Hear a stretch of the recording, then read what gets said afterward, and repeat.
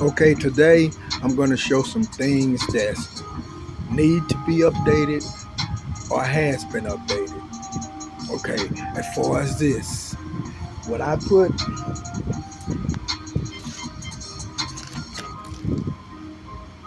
this new gear shift on now,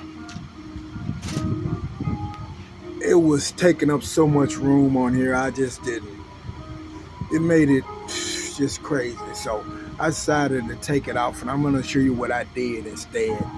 And also the brake cable or the brake uh, handle, I'm going to update it to a double brake handle, which it will hold both front and back cables on it at the same time. So when I brake, they both will brake at the same time.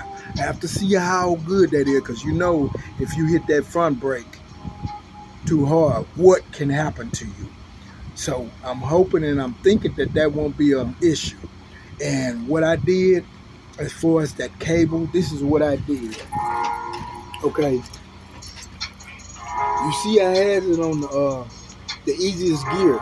And what I decided to do, I just set it for that gear by using a piece of brake cable wire. I just cut it short and I ran it and put it in there and